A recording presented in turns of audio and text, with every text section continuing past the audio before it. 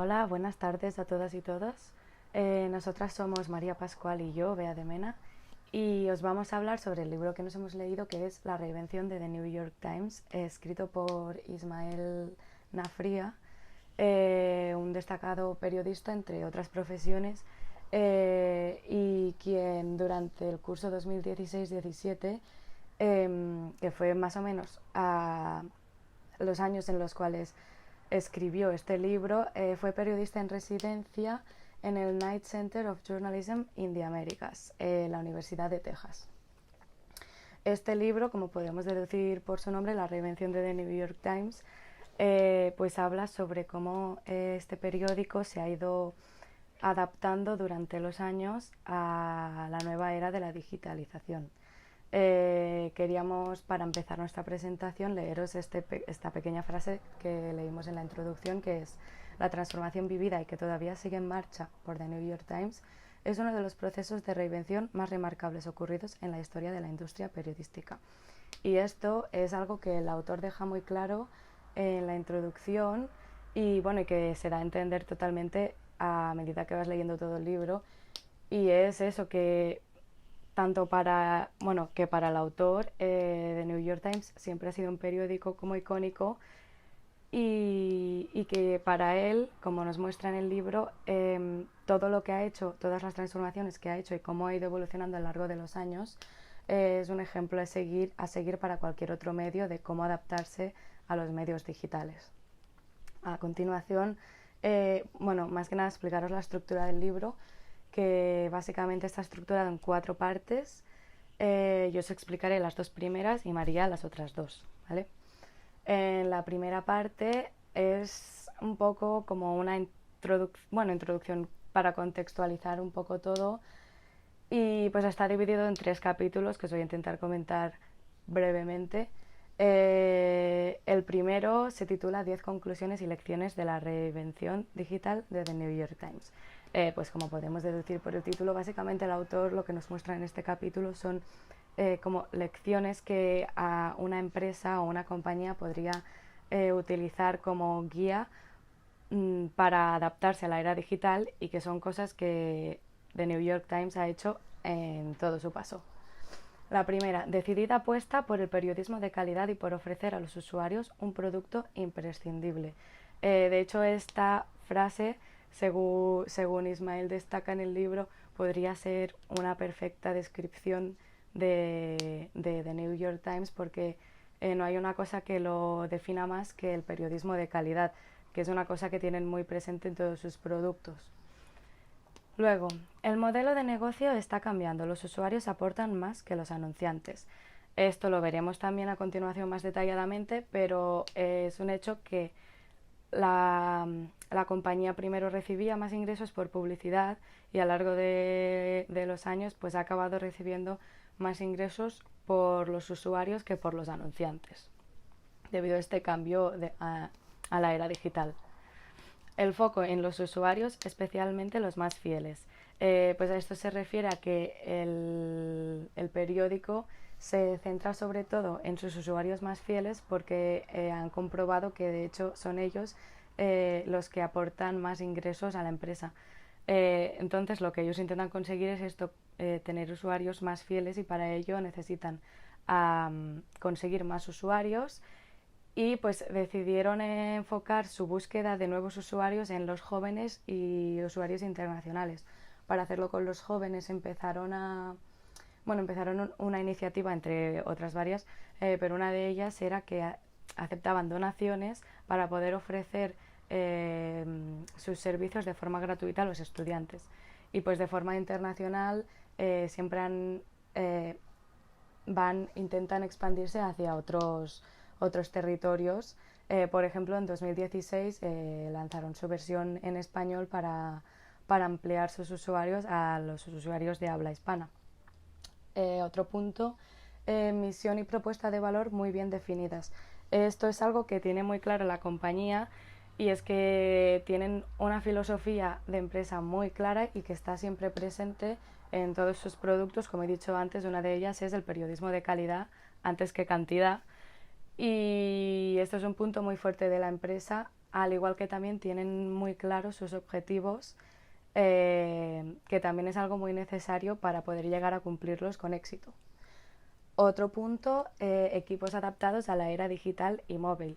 Pues evidentemente a lo largo de toda su transformación en esta adaptación pues han ido adquiriendo eh, nuevas tecnologías, aparte de que se han ido adaptando a, a estos nuevos aparatos tecnológicos que hemos ido adquiriendo, como es el teléfono. El futuro y el presente están en los móviles. Pues dicho esto del teléfono, es evidente que los móviles han supuesto un gran cambio en el consumo de, bueno, todos lo sabemos, en el consumo de los medios de comunicación, ya que hoy en día prácticamente todo el mundo pues lee las noticias en el móvil. Entonces, debido a este cambio, pues ellos también han tenido que hacer un gran cambio en, en sus productos. Un periodismo cada vez más visual. Pues de hecho, en sus historias, en las historias que cuentan, el 12% de sus historias tienen contenido audiovisual. Bueno, ya sea imágenes, gráficos, vídeos. Entonces, debido a esto, han tenido que ir añadiendo personal profesional en el periodismo visual, ya que es una cosa que cada vez tiene más demanda. El camino de la transformación digital es largo y complejo. Pues sí, es un camino complejo porque a la vez que la empresa va avanzando, el mundo digital también va avanzando, entonces esta adaptación es una cosa que no acaba nunca y es constante. Y bueno, es como un tira y afloja, no acaba nunca, pero es algo inevitable y o te adaptas a ello o te quedas obsoleto. Repensar el diario impreso. Pues evidentemente, a ser una compañía que empezó siendo periódicos, bueno, que su principal producto era el periódico impreso, la prensa, pues claro, se repiensan el diario impreso, pero es básicamente la esencia de la empresa. Entonces lo que han hecho con la era digital es adaptarlo también al mundo digital, pues añadiendo más contenido visual, ya que es una demanda fuerte, eh, y ofreciendo contenido exclusivo en el diario impreso, como por ejemplo en 2016 creo que fue, lanzaron el crucigrama más grande jamás visto en los periódicos del Times, como también también publicaban capítulos de algunos libros semanalmente, y esto era contenido que solamente podían ver los usuarios bueno, los suscriptores del diario impreso. Y por último, trabajo colaborativo entre todos los departamentos. Pues en los inicios de esta adaptación a la era digital, hacían trabajos totalmente por separado, lo que eran los equipos del diario impreso y los equipos del Times en digital, y a lo largo del tiempo pues se han ido fusionando para acabar para acabar trabajando todos unidos y así pudiendo iniciar nuevos proyectos con mucho más potencial. Pasamos a el segundo capítulo, en el cual el autor nos muestra 14 gráficos que explican la transformación del negocio de New York Times Company y del diario The New York Times. Entonces, nosotros lo que hemos querido aquí, para no alargarnos demasiado, hemos cogido los dos que nos han parecido más interesantes, ya que hay 7 que son sobre la compañía y 7 que son sobre el diario. Pues hemos cogido uno de cada uno, de la compañía y otro del diario, para comentarlos así brevemente. Este habla sobre los ingresos anuales de New York Times Company desde el 96 hasta 2016. Como podemos ver, antes tenían muchísimos más ingresos que ahora en estos últimos años, y esto es debido a que en sus inicios The New York Times Company no solamente era propietaria de The New York Times, sino que tenía en su poder varios periódicos, así como también tenía 8 revistas, varias cadenas de televisión y 2 cadenas de radio también, así como aparte también era accionista de otras empresas. Entonces, claro, tenía varias actividades empresariales y por eso tenían un mayor número de ingresos en comparación con los últimos años desde 2013. Entonces, en el año 2000 fue el año en el que más ingresos tuvieron, Y a partir de entonces tuvieron una caída el año siguiente debido a la crisis, aunque se recuperaron hasta el año 2016, se fueron recuperando un poquito y a partir de ahí hasta el 2012 volvieron a caer, esta vez debido a la crisis global y a la crisis a la que se enfrentó el sector de la prensa escrita, ya que empezó a caer un poco en picado. En 2012 fue el año en el que empezaron a tener más ingresos por suscriptores que por la publicidad. Y a partir de ahí también, desde 2006 hasta 2012-13, se empezaron a deshacer de todas las otras compañías que tenían, que no tenían nada que ver con The New York Times. Y por eso, a partir del 2013 hasta 2016-2017, los ingresos se han estabilizado, se mantienen más o menos en los 1.500, porque ya solamente eran propietarios de lo que es la marca y el periódico de New York Times, era su único foco. En este gráfico, que se centra más en el diario, habla de la evolución de los ingresos del diario The New York Times, que eran la publicidad, la circulación y otros. La publicidad entendemos que todos sabemos de qué se trata.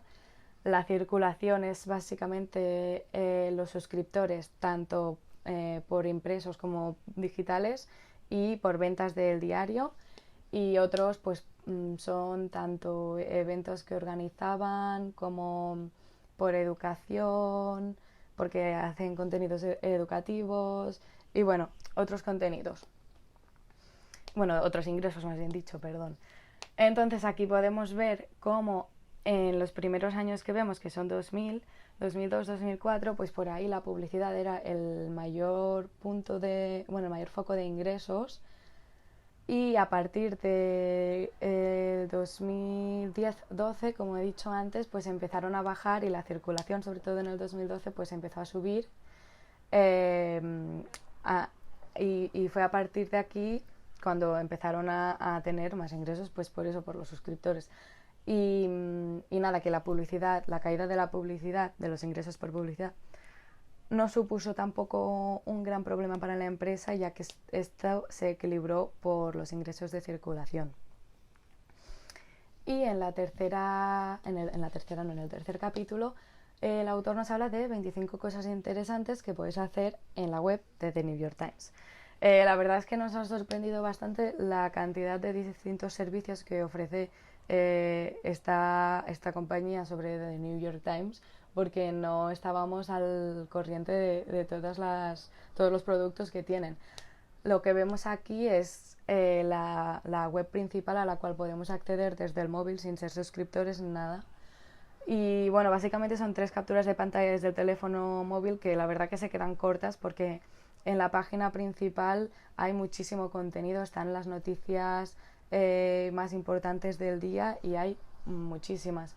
Y tienen desde, bueno, muchísimas imágenes, gráficos interactivos, de todo. Y lo que os queríamos decir también es que os animéis a investigar un poco en los productos estos que tiene The New York Times, porque os vamos a hacer un pequeño spoiler, si es que realmente tiene muchísima variedad. Tienen desde recetas de cocina hasta guías de televisión, anuales de viajes, tienen incluso una aplicación interactiva en la cual puedes vivir en primera persona, por ejemplo, un reportaje del diario. Y bueno, ahora ya pasamos a la parte 2, la crónica de 2 décadas de reinvención digital de The New York Times, que va desde el 94 hasta el 2017. En esta parte, el autor lo que hace es explicarnos los cambios y adaptaciones, transformaciones que ha ido haciendo el diario desde este año, el 94, hasta 2017, año por año. Y os lo voy a intentar explicar así resumidamente. Os diré lo más destacado de cada año. En 1994 hicieron el lanzamiento de @Times, lo cual era un servicio interactivo en el cual los suscriptores, porque tenían que pagar una suscripción mensual de $9,95, pues los suscriptores podían acceder a noticias, a críticas, artículos, información sobre actividades culturales e incluso podían dejar mensajes en un tablón. Y este mismo año también, este mismo año, desde aquí, como he dicho antes en el gráfico, la compañía de New York Times tenía varias actividades empresariales a la vez. Luego, en 1995, se hizo el lanzamiento de la primera versión beta de NewYorkTimes.com, lo que es la página web. Y se aprovechó la ocasión en la que vino el Papa Juan Pablo II, visitó a Estados Unidos, y pues en la versión beta la hicieron sobre la visita del Papa. Y también este año crearon The New York Times Electronic Media Company, que fue el equipo que se encargó de sacar adelante la página web. El año siguiente, en el 96, se hizo ya definitivamente el lanzamiento de TheNewYorkTimes.com y bueno, este lanzamiento la verdad que se hizo de forma bastante clandestina, por decirlo de alguna manera, porque no anunciaron oficialmente el lanzamiento de la página web hasta 2 días después de realmente haber hecho este lanzamiento. Y como podéis ver en esta foto, lo hicieron en la página 7 del diario y en un sitio sin importancia alguna, pequeñito. Esto lo hicieron porque al lanzarlo 2 días antes de hacerlo oficial, pues pudieron comprobar que todo funcionaba bien y si hubiera habido algún problema lo hubieran podido solucionar. Y también este año tuvieron la primera gran prueba para la página web, y este fue el debate electoral entre Bill Clinton y el debate presidencial, perdón, entre Bill Clinton y Bob Dole. Durante este debate pues estuvieron haciendo actualizaciones en la web cada 15 minutos con nuevas informaciones, y a las 10 de la noche pudieron subir finalmente la portada del diario con el vencedor. En el 97 tuvieron otra gran prueba, que fue la muerte de Lady Di, la princesa Diana de Gales, lo cual fue un accidente, sucedió en Francia, y claro, la noticia llegó a las 10 de la noche, alrededor de las 10 de la noche, a Estados Unidos, y en ese momento todavía no se hacían coberturas 24 horas, entonces supuso un reto por este sentido, y porque la gente estaba como loca buscando por internet respuestas, y ellos tuvieron que actuar de manera muy rápida para poder ofrecer estas respuestas.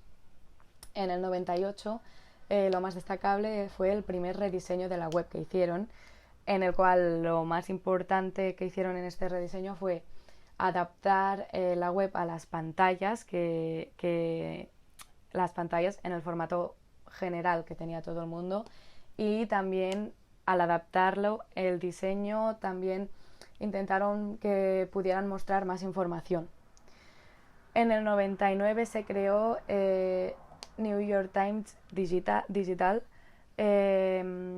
y esto era un equipo que se dedicaba directamente en todas las actividades que tenían que ver con lo que era digital, que hasta este momento no tenían ningún equipo centrado solamente en lo digital, y pues a partir de este momento así se hizo. En el año 2000, ligado también con el equipo de New York Times Digital, pues se creó un equipo periodístico específico para la web, ya que hasta entonces todo el trabajo periodístico estaba más centrado en el impreso, y no hacían nada original para la web, sino que en la web adaptaban las cosas del impreso, y a partir de aquí pues ya empezaron a hacer más productos originales para la web. En 2001 se hizo el segundo rediseño de la web, en el cual introducieron más artículos en esta, también introducieron más publicidad y anuncios clasificados, y también permitieron el acceso a los lectores a dejar comentarios en la web.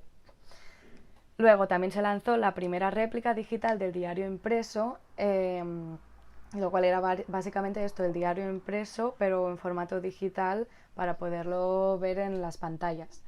Y sucedió un momento clave en la historia de la web, que fue el atentado del 11 de septiembre de las Torres Gemelas. Esto supuso un gran reto, ya que la web tuvo tantas visitas ese día que tuvieron que simplificarla para poder ir haciendo actualización tras actualización de las nuevas informaciones que adquirían. y tuvieron incluso que contratar a muchísimo personal para cubrir durante toda la noche el acontecimiento. Y de hecho el día siguiente hubieron colas interminables de gente que esperaba para comprar el periódico para poder tener el periódico de este día y poder leer toda la información que tenían. Y de hecho, a partir del atentado hasta finales de ese año, crearon una sección dirigida a esto que se llamaba A Nation Challenge, en la cual pues hablaban de nuevas informaciones que iban saliendo a la luz sobre los atentados, y de hecho al año siguiente se hizo un libro con la recopilación de todas estas secciones. Y al año siguiente también, en 2002, el diario ganó 7 premios Pulitzer, 6 de los cuales estaban relacionados con la cobertura del atentado del 11S. Y bueno, este año empezaron sus aumentos de ingresos publicitarios por la web digital fueron un 31,6%, y esto también fue debido a que añadieron nuevas formas de publicidad digital como son las surround sessions y las side sessions. La surround session es básicamente que cuando un usuario entra en el periódico, pues todos los puntos en los que hay publicidad pues pertenecen al mismo anunciante durante todo el viaje de este usuario en la web.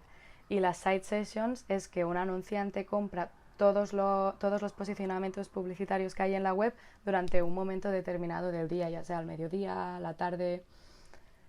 Luego, en 2003, el New York Times pasó a ser el propietario de International Herald Tribune, periódico europeo, francés concretamente, y con esto pues empezaron más seriosamente su expansión internacional. También crearon nuevos anuncios digitales y el periódico fue considerado el periódico digital más leído del mundo, con 1,4 millones de usuarios al día. En 2004 se creó el News Media Group con el objetivo de combinar los negocios tanto impreso y digital, que como hemos dicho en el inicio de la presentación, en sus inicios trabajaban pues totalmente separados. Y aquí empezaron a unirse un poco. Al año siguiente, en 2005, fue cuando ya integraron las dos redacciones, tanto la digital como la impresa. Y la compañía compró la red de guías prácticas About.com, que era uno de los sitios web más visitados y que tenía 22 millones de usuarios mensuales. Adquirieron esta red de guías prácticas con el objetivo de ganar más usuarios. En 2006 se hizo el tercer rediseño de TheNewYorkTimes.com, en el cual hicieron una navegación más simple y efectiva, un diseño más claro, la posibilidad para el usuario de personalizar más sus contenidos y con mayor presencia de vídeos. Este año también lanzaron sus primeros podcasts. Uno de ellos era The New York Times Front Page, en el cual se hablaba de las noticias del día. También lanzaron su primer blog, el cual aprovecharon el Mundial de Fútbol de ese año para hacerlo sobre este tema. Y pues nada, fueron haciendo coberturas, iban anunciando los cambios y cómo iba avanzando los partidos de fútbol en directo en este blog. Y también crearon la primera versión móvil de TheNewYorkTimes.com, que lo podemos ver en esta imagen de aquí. Básicamente tenían acceso a los mismos contenidos que en la página web normal, pero desde el teléfono móvil, y también podían escanear titulares y leer el texto completo. En 2007 finalmente se consiguió acabar en la construcción de la nueva sede del Times, y así consiguieron realizar la integración total, ya que antes hemos comentado que en 2005 integraron las dos redacciones, pero no lo pudieron hacer de forma física hasta el 2007, cuando tuvieron la sede finalizada. Y aquí ya estaban las dos redacciones trabajando juntas. También este año se crearon la primera cuenta del Times en Twitter. En 2008 nos encontramos en un año que fue bastante complicado para la economía en Estados Unidos, ya que, bueno, aquí empezó la crisis. También debido a, o sea, también tuvieron un problema los medios escritos, los medios impresos, ya que a partir de este año empezaron a haber muchos traspasos de usuarios a los medios digitales. Y tuvieron otro gran reto este año, que fue la primera emisión de vídeo en directo, que fue el debate presidencial entre Barack Obama y John McCain. Este año también realizaron la primera app para iPhone. Estos teléfonos de la marca tan conocida Apple pues acababan de salir hacía un año y habían sido una gran revolución para los teléfonos móviles. Y de hecho The New York Times fue una de las primeras empresas en ofrecer una aplicación para ellos. En 2009, como empezó ya a caer en 2008, el negocio de los periódicos cayó en picado y los ingresos por publicidad cayeron con ello un 25%. Debido a esto, pues la empresa tuvo que hacer grandes recortes tanto en salarios como despidiendo a empleados, pero pudieron salir de este hueco gracias en parte a Carlos Slim, un empresario muy importante mexicano y una de las personas más ricas del mundo, que les hizo un préstamo de 250 millones de dólares. Gracias a esto se pudieron recuperar rápidamente y de hecho pudieron devolver los créditos pues bastante antes de lo previsto. Este año pasaron de los 2 millones de seguidores en Twitter y de los 500.000 fans en Facebook. En 2010 todavía estaba presente la crisis económica y global, pero la digitalización no se frenó y el Times tampoco lo hizo con su transformación. Aumentaron sus ingresos digitales un 15% y algunas de las novedades que tuvieron ese año por lo que hace al mundo digital fueron nuevas apps que hicieron para smartphones, nuevas apps para el iPad, que era el nuevo producto de Apple, y también empezaron a estar presentes en los libros electrónicos. Y otra novedad también en la página web de newyorktimes.com, pues crearon una sección de información económica que se llamaba Dealbook. Al año siguiente, en 2011, lo más destacable es que se hizo un cambio en el modelo de negocio ya que introducieron la suscripción digital. Y luego, en 2012, oficialmente tenían más ingresos por circulación que por anunciantes, que como hemos comentado antes en el gráfico, pues significa que tenían más ingresos por los suscriptores y por las ventas que por la publicidad, que hasta entonces había sido su principal fuente de ingresos. Empezaron también a crear nuevos productos digitales para nuevos dispositivos, ya que se empezaban a utilizar pues tablets, libros electrónicos, teléfonos, ordenadores, y aparte de esto, lanzaron la versión beta de The New York Times en chino, lo cual supuso que era una gran oportunidad de negocio, aunque tuvieron problemas de censura por el gobierno que bloqueó alguna que otra vez algunas noticias y finalmente bloqueó la versión en inglés del Times e incluso acabó bloqueando la versión en chino.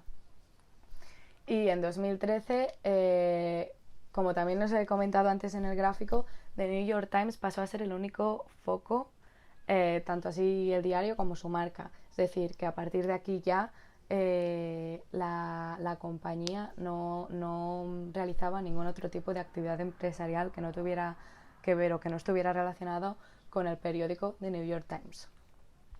En 2014 lanzaron el Innovation Report, que es básicamente un informe en el cual explicaban las transformaciones digitales que habían estado realizando.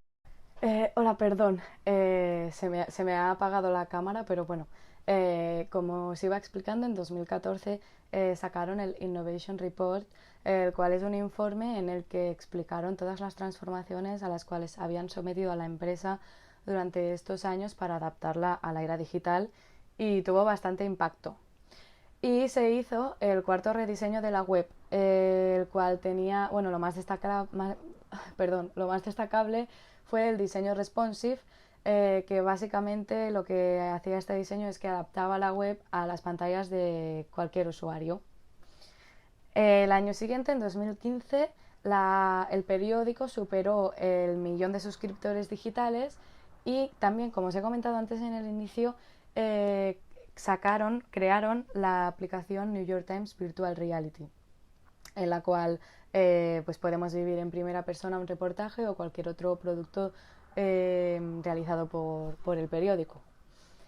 En 2016 se lanzó la edición digital del Times en español, pues para expandirse internacionalmente, y de hecho, relacionado a esto, crearon el New York Times Global, que era un equipo que se centraba en la expansión internacional del periódico.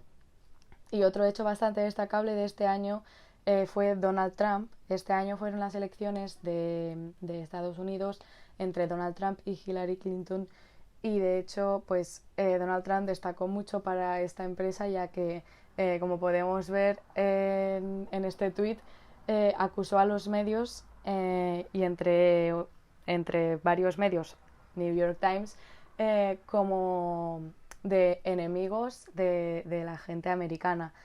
Tuvo bastante controversia y de hecho pues la compañía contactó con él para realizar una entrevista, y después de alguna que otra pega que puso el presidente, realizaron esta entrevista que, para la sorpresa de The New York Times,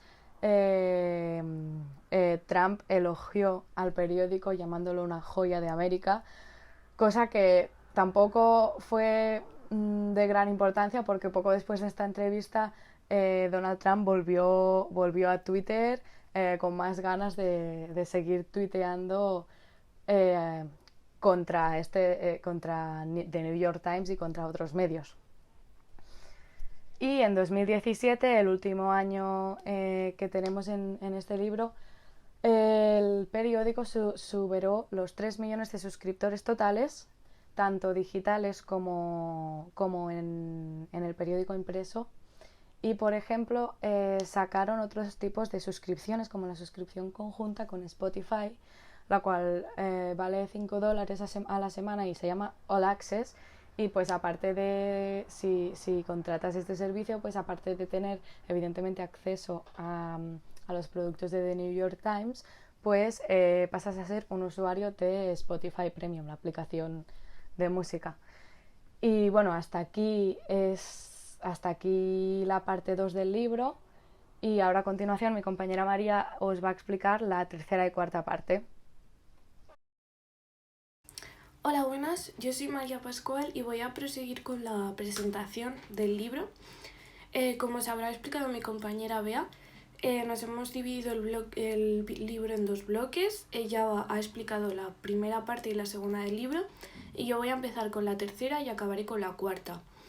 Avisaros de primeras de que la tercera parte es muchísimo más extensa. La segunda de la cuarta parte solo voy a nombrar un par de cosillas. Y nada, también me gustaría deciros que este libro tiene un montón de contenido y no me va a dar tiempo, por desgracia, a explicar todo. Por eso os animo a que os lo leáis, porque creo que es muy interesante para nuestra profesión y nada, bueno, vamos a ello. Bueno, en primer lugar, he titulado la tercera parte como la adaptación del periódico a la era digital y todos sus proyectos. No voy a nombrar todos, pero sí que voy a explicar bastantes que van en la línea de lo que el New York Times quiere ofrecer en esta actualización. Bien, empezaremos por el capítulo 28, que se titula ¿Cuántos contenidos publica al día el New York Times? Y en primer lugar, podemos ver que el New York Times publica entre 200 y 250 contenidos al día. Y a partir de aquí sigue una cadena de montaje, como si fuese una cadena de montaje. En primer lugar, siguen la regla Digital First. Esta regla se basa en que los contenidos que van a ser publicados en la web se publican siempre antes que la edición en papel. Si el New York Times recoge entre 200 y 250 contenidos al día, la edición en papel recoge un 70%, ¿vale? Entonces, en primer lugar, se publican con la regla Digital First, se publican los contenidos en red, en la web. Esto suele ocurre entre la tarde y la noche del día anterior a la publicación en papel. Tras esta publicación pasaría todo al equipo del Prime Hub, que es un grupo de profesionales que se encargan de adaptar estos contenidos que se han publicado en la web al diario impreso. Bueno, y por último os voy a explicar lo que es el Timesware, que es una sección de la web del Times que ofrecen, en la que puedes consultar todos los contenidos que se han publicado en la web en estos últimos años. Bien, este capítulo, el capítulo 29, los 3 documentos clave en la transformación digital del Times, es el capítulo más importante del libro. De hecho, es el que marca lo que el Times siguió para la digitalización. Entonces voy a hacer bastante hincapié en él. Primero explicaros que hubo 3 documentos que fueron los que marcaron la línea y el camino a seguir. El primero fue Innovation Report, se publicó en 2014. El segundo, Our Path Forward, que se publicó en 2015. Y el último, Journalism That Stands Apart, que se publicó en 2017. Aquí tenéis unas pequeñas fotos de las portadas. Vamos a empezar por el primer documento, por el Innovation Report. En primer lugar, una serie de curiosidades antes de que os cuente de qué va. Lo primero de todo es que este documento se elaboró entrevistando a más de 300 periodistas. Estos periodistas fueron entrevistados tanto del diario como externos al diario, y después se hizo un análisis y se extrajeron unas conclusiones. Además de esto, también es interesante saber que este documento fue intentado filtrar, y se consiguió filtrar por 2 empresas. Por BuzzFeed, primero, que lo filtró a mitad, no completo y en blanco y negro, y luego ya Mashable, que es otra empresa, lo consiguió filtrar entero y a color. Os cuento esto porque estas filtraciones y el que el documento saliera a la luz significó que fue uno de los informes que han servido en muchas empresas y muchos medios para hacer esta transformación. Se ha utilizado de guía en muchísimas empresas y bueno, podemos ver la relevancia, por tanto, que tiene este documento. Bueno, en primer lugar, explicaros que se divide en 2 partes. La primera se centra en aumentar nuestra audiencia, este es el objetivo, y para conseguirlo decidieron analizar la audiencia y proponer medidas para aumentar el consumo. En segundo lugar, la segunda parte habla de fortalecer la redacción y se establecen unas recomendaciones. Crear un equipo de desarrollo de la audiencia en la redacción, crear un equipo de analítica en la redacción, crear un equipo de estrategia en la redacción y priorizar la contratación del área digital. No me voy a parar a explicaroslas porque luego veréis que muchas cosas de estas tienen relación con los capítulos siguientes y se llevaron a cabo. Por tanto, me gustaría poder llegar a todo, así que os voy a dejar, si os acordáis de estas recomendaciones, luego haré alusión a ellas. Bien, el siguiente documento es Our Path Forward, que fue publicado en 2015, desarrollado en 2014, y su traducción es Nuestro camino a seguir. De este documento hay que tener en cuenta, antes de enseñaros, que fue firmado por los principales dirigentes de New York Times Company. Por tanto, podemos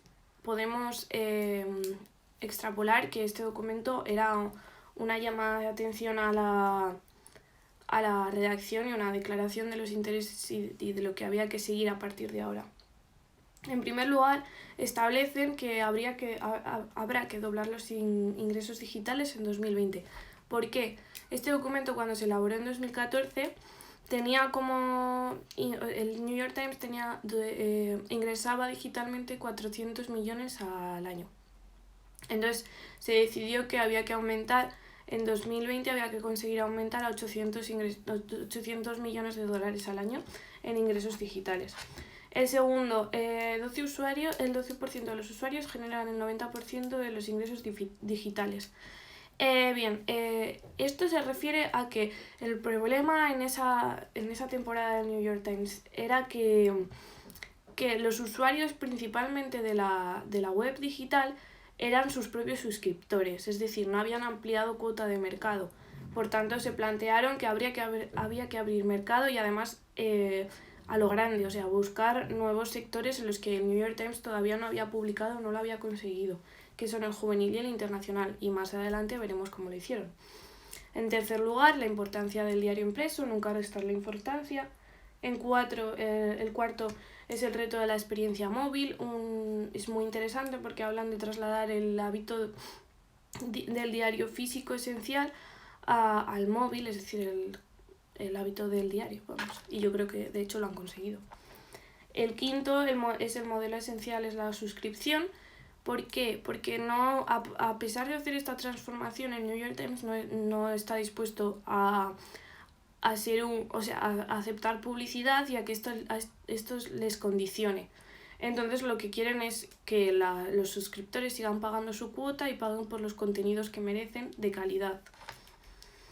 El sexto es otras plataformas, buscar lectores allá donde estén. Y el séptimo y el octavo los he puesto juntos porque creo que, el séptimo es trabajar pensando en el sector y el octavo un plan de toda la compañía.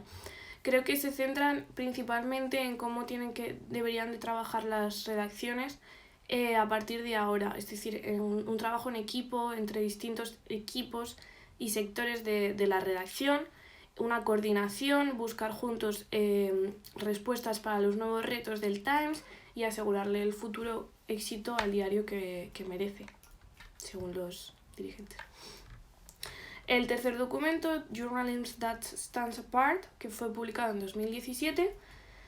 Os voy a leer rápidamente el plan de acción de 11 puntos que redactaron, porque yo creo que es el documento más claro en el que vamos a poder ver reflejadas las acciones a lo largo de la presentación.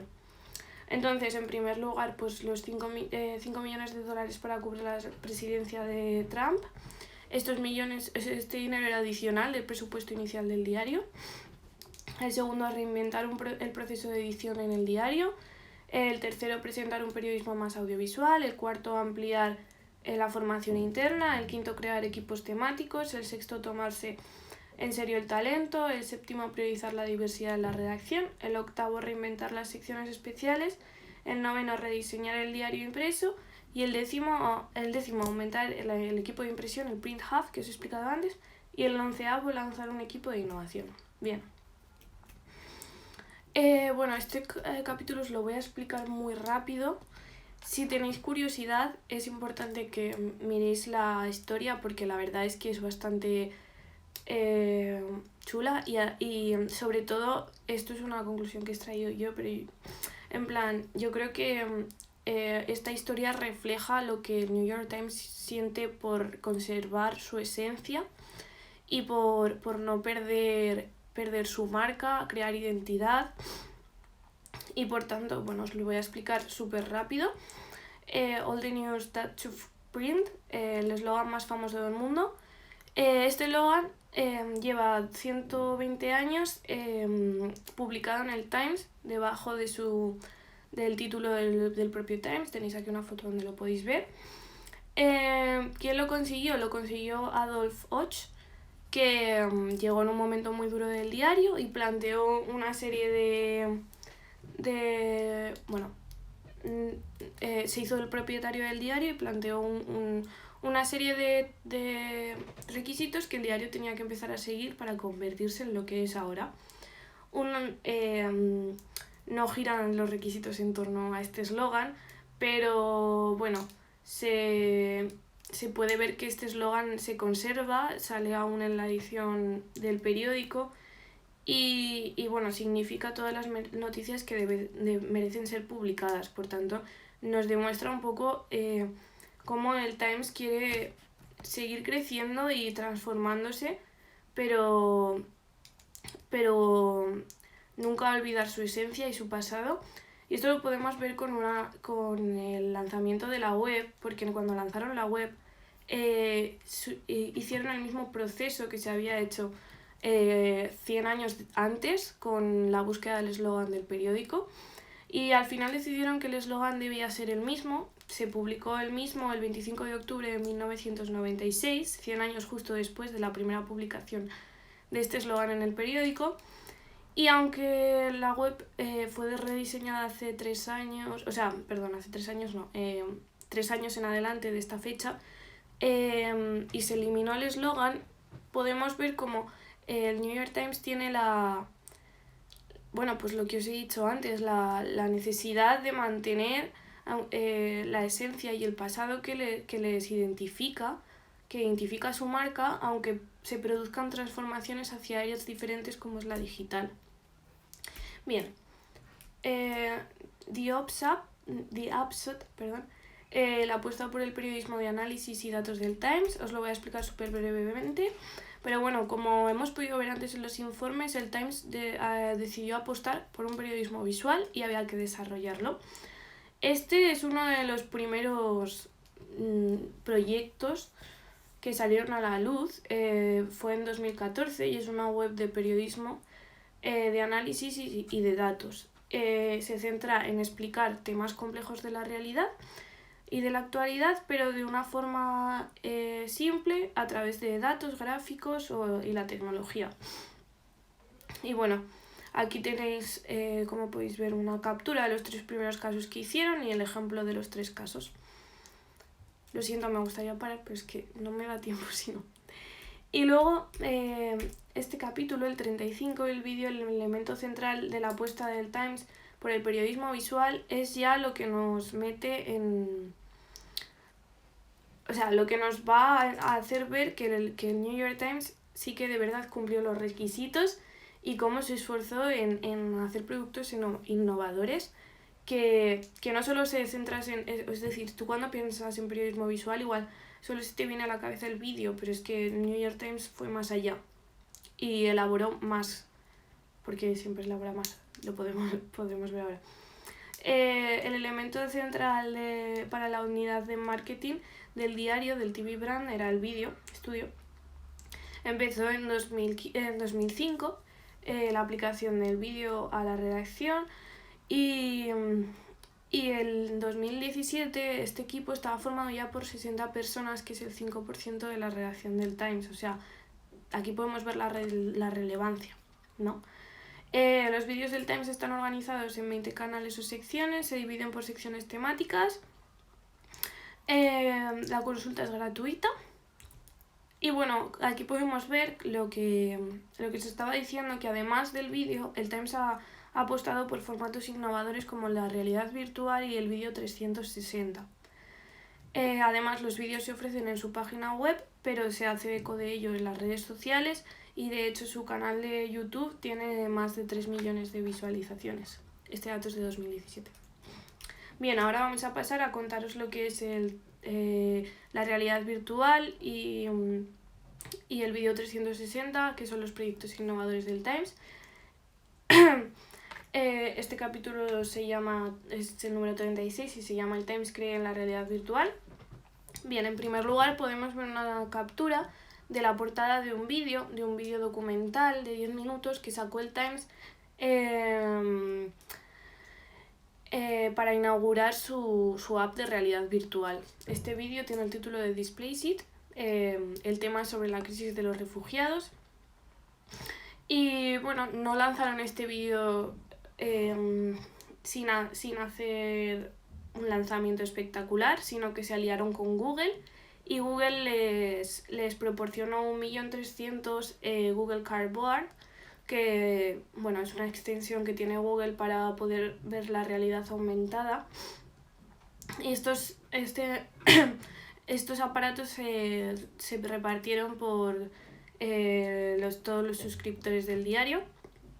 De hecho, se llegó a saber que estos suscriptores utilizaban más o menos 15 minutos diarios de media en ver este contenido, a través de este tipo de contenido.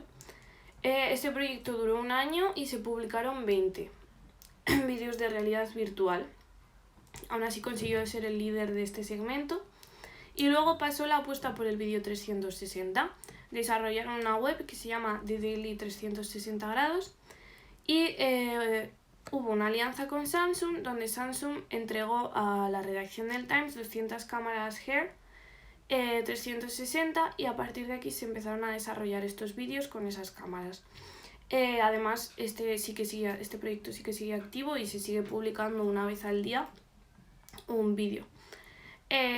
Bueno, aquí en esta segunda foto podemos ver cómo es el vídeo de una captura de un vídeo en 360 grados.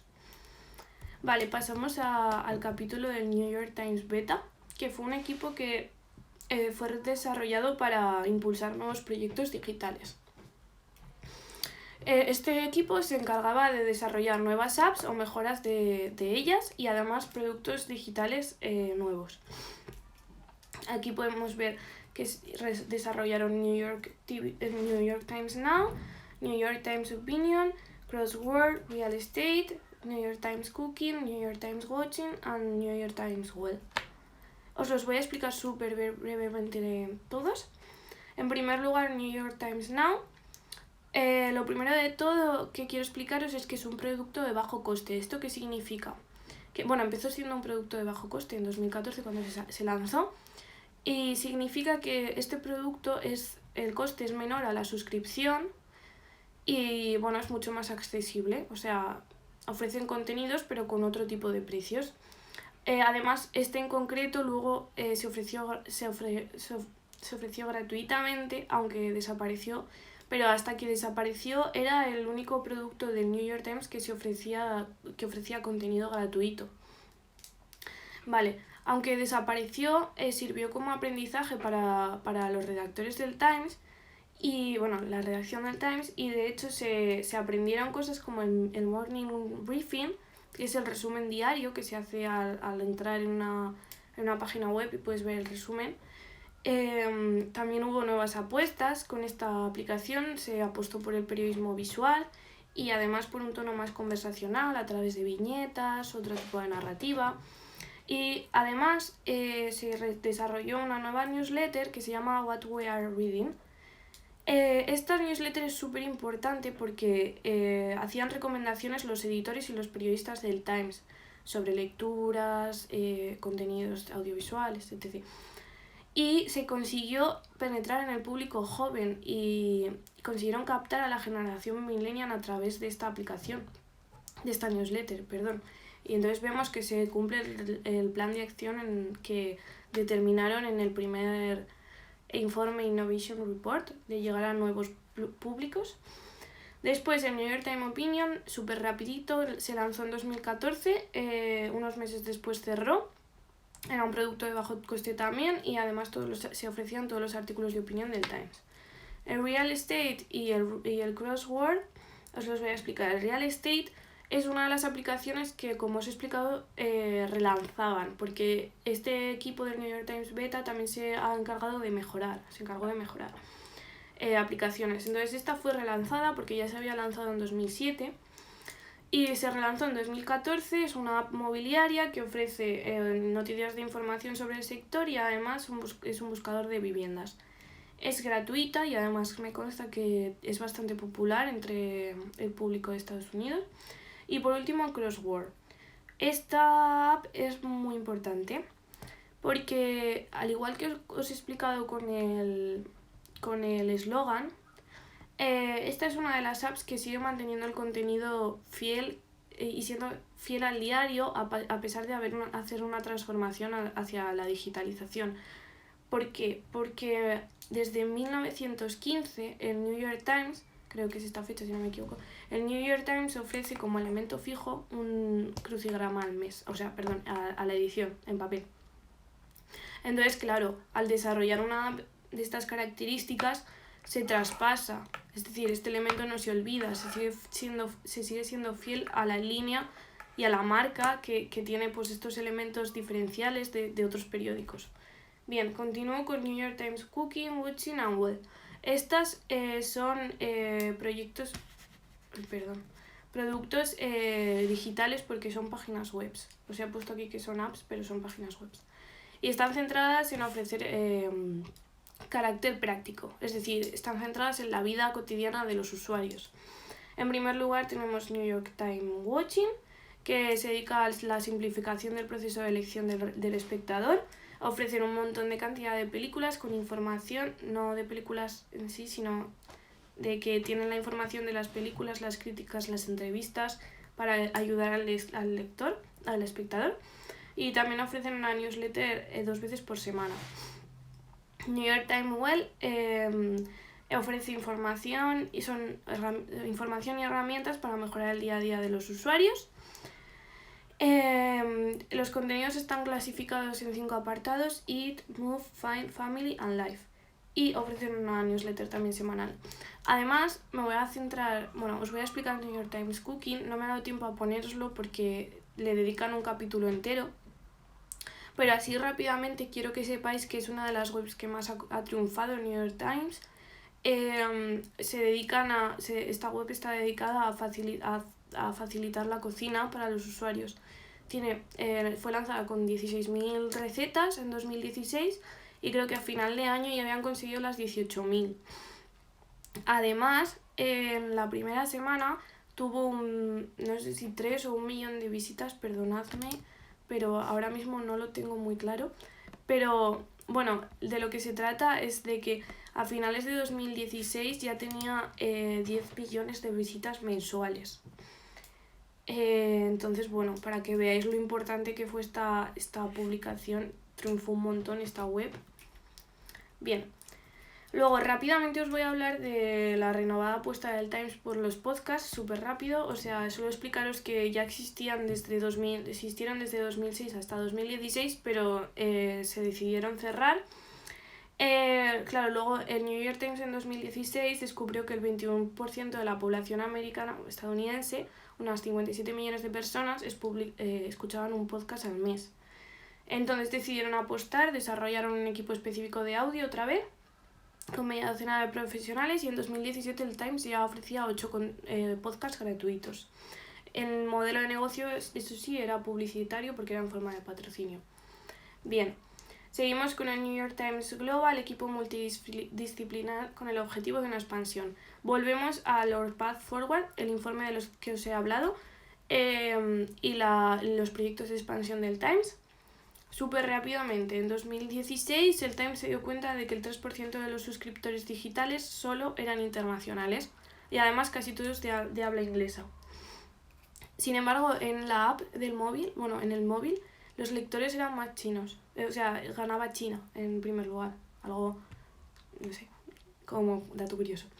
Entonces, en agosto de 2016 se eligieron 2 países, que eran Australia y Canadá. Se hicieron estudios de mercado y se contrataron a profesionales, donde en estos países se establecieron unas nuevas redacciones. En Canadá en 2017, con la delegada del diario, que era Catherine Porter, se eligió allí la delegada del diario. Y ya tenían una newsletter que se llamaba Canada Today. Y luego en Australia, en Sydney, se delegó a Damien Cave y también se lanzó una newsletter en fase beta Australia. Luego, una de las vías de expansión también importante del Times es licenciar productos para su publicación en otros mercados, como la revista de estilo y moda que se llama The Magazine. Esta revista se publica en España y en Singapur y es editada por Spine Media. Os invito a que os informéis de esta empresa, porque yo no sabía de su existencia, y hace ediciones de bastantes empresas bastante importantes como Forbes, por ejemplo, pude leer, y bueno, si os apetece. Y luego, por último, hablando en términos de expansión, uno de los más importantes, que es el de New York Times en español. Como curiosidad, contaros que el primer proyecto no era hacerlo en español, era lanzar un periódico en habla en portugués, porque querían centrarse en la población brasileña, pero evidentemente no era viable, porque en español el habla hispana iba a tener muchísimo más lectores, entonces se echó atrás y se hizo esta innovación en español. La redacción está ubicada en la Ciudad de México y el director de la redacción es Elías López, ¿vale? Se encarga de seleccionar los artículos traducidos, coordina la cobertura diaria de los reportajes y la definición de la estrategia de crecimiento. Hacen algo más de entre 7 y 8 contenidos diarios y la consulta es gratuita. ¿Por qué? Rápidamente os explico, que no os lo he explicado, que en el New York Times, en habla inglesa, en el periódico, los que no son suscriptores tienen derecho en la web a consultar 10 artículos diarios. Estamos hablando de que el Times publica más o menos 200 publicaciones, entre 200 y 250, por tanto 10 artículos diarios no es mucho peso. ¿Qué pasa? Que como aquí en el periódico en español no llegan a las 10 publicaciones diarias y tampoco las superan, se ofrecen gratuitamente todas. Además tiene una página en Facebook y otra en Twitter. Luego os quiero explicar un poco cómo funcionan los comentarios de los lectores en la web del Times, se titula así el artículo, principalmente porque la herramienta de interactividad es una herramienta que también tiene que ver con la era digital y que, bueno, el Times canaliza la participación de muchas maneras, como en los comentarios, en las encuestas, las cartas, los concursos, los cuestionarios, las votaciones, las valoraciones, la aportación de material, pero una de las principales es la gestión de comentarios. Antes no se podía comentar en el Times y se pudo empezar a comentar desde 2007, solo en el 10% de las publicaciones, y para comentar una publicación en el Times debes ser un usuario registrado y además ofrecer tu ubicación geográfica. Este comentario será mandado a la cola del equipo de moderación, donde se determinará si va a ser publicado o no. Y los comentarios solo pueden ser aceptados o rechazados, no pueden ser modificados, a no ser que tengas algún error ortográfico, que en ese caso sí. Y además, por si no fuera poco, los lectores también tienen una herramienta que se llama Flag para alertar si consideran que algún comentario es inapropiado. Y por último también existe una sección que se llama Reddit Commenters, que son los usuarios que se han ganado una reputación en el Times por sus contenidos, con sus publicaciones de calidad y contenidos de calidad que nunca han sido rechazados. Y entonces estos usuarios no hace falta que pasen por la cola del equipo de moderación, sino que son aceptados y publicados inmediatamente. Luego, otros contenidos y servicios de la web del Times son el Today's Paper, que son todos los titulares que se han publicado de las noticias incluidas en la edición en prensa, que se ofrecen cada día. El Times Topics, que son un montón de páginas temáticas pues dedicadas a personajes, temas, lugares, organizaciones. Las recomendaciones personales, que es una página personal de recomendaciones. El Times Machine, que es una hemeroteca digital. La sección de opinión. Las correcciones del Times, que se van publicando correcciones que se han ido haciendo de los artículos que se han publicado anteriormente. Hay una anécdota que me gustaría poder explicarosla, pero no tengo tiempo, que es que corrigieron el escritor de 12 años de soledad, cuando escribió el libro y se hizo el reportaje sobre él, el nombre se escribió mal y no se habían dado cuenta hasta hace poquito, y hace poquito sacaron la corrección del artículo, que debía ser de hace un montón de años. Bien, luego os voy a hablar del departamento del I+D del Times, súper rápido, que funcionó desde 2006 hasta 2016. De hecho, al principio estaba fuera de la redacción, en unas plantas más arriba. Después se decidió que debía entrar a la redacción para que hubiese más cooperatividad con los demás sectores de la redacción. Y estaba compuesto por 5 profesionales que desarrollaron pues, temas como la inteligencia artificial, la visión por computador, los sensores, y investigaron, crearon aplicaciones, prototipos, o sea, súper bien todo. New York Times en las redes sociales. Rápidamente tenéis aquí los datos. Solo 4. Deciros que hay cuenta principal en Twitter, en Facebook y en Instagram. Además, también hemos hablado antes que tiene un canal de YouTube. Muchísimos seguidores. Ahora mismo Instagram 46,5 millones. Facebook 17,2 millones. Twitter era la de 46,5 millones. Instagram 8,7 millones. Ahora mismo, los datos de ahora. Bueno, podéis ver que hay cuentas principales, pero es que además hay cuentas oficiales especializadas en prácticamente todos todas las redes sociales. Vale, este capítulo es muy interesante, son los orígenes y la evolución de la publicidad nativa en el New York Times. No tengo mucho tiempo, entonces os lo voy a explicar súper rápido, pero es muy interesante porque hablan de un nuevo formato, y es que, como os he dicho antes, el New York Times siempre ha considerado la mayor fuente de ingresos que debía ser la suscripción de los usuarios, pagar por un contenido de calidad. Entonces desarrollaron un tipo de publicidad que podía ofrecer contenido de calidad a nuestros usuarios, de manera que no es publicidad encubierta, se sabe que es publicidad, pero bueno, es digna de ver, como podéis ver en el anuncio de Netflix. Se llaman paid post y de hecho ya han solicitado este formato más de 100 anunciantes. ¿Qué ocurre con estos paid post? Pues son anuncios, o sea, estos anuncios son contratados y la empresa directamente pasa a hablar con TV Brand Studio, que es la agencia de marketing del área de publicidad del New York Times, y estos desarrollan un anuncio que, bueno, como podéis ver en el Netflix, son anuncios de calidad. Aún así, en el New York Times existe una estricta separación entre la redacción periodística, bueno, el trabajo periodístico y lo que es la publicidad nativa. Y nada, además en 2017 TV Brand Studio también lanzó su primera experiencia de realidad aumentada. Como podéis ver, no sé si os lo he dicho antes, pero este anuncio es de Netflix. Bien, el Fondo Solidario del Times no me queda tiempo, pero bueno, rápidamente deciros que cada Navidad hacen una recolecta. El primer año que lo hicieron fue en 1912, también fue realizada por Adolf Och, como podéis ver fue muy importante en el diario esta figura, y se recaudaron $3.500. Sin embargo, en la recolecta de 2016-2017, que era la número 105, se recogieron $5,8 millones. Llegamos a la parte 4, que es el resto de negocios del Times. Os los voy a explicar súper rápido. Estos negocios representan el 6,8% total de los ingresos de la compañía. En primer lugar encontramos el News Service and Syndicate, que se dedica a la venta y la sindicación de los contenidos periodísticos, informativos del Times. La segunda es Brand Marketing Group, que se encarga de los diversos servicios que ofrece el Times, como la tienda, los viajes, la escuela del Times, el club de vino, un negocio de comida a domicilio y las licencias de merchandising. Y además el más importante, o al que yo le doy más importancia, es el New York Times Live, que se encarga de la organización de eventos como las Times Talks y el New York Times Film Club.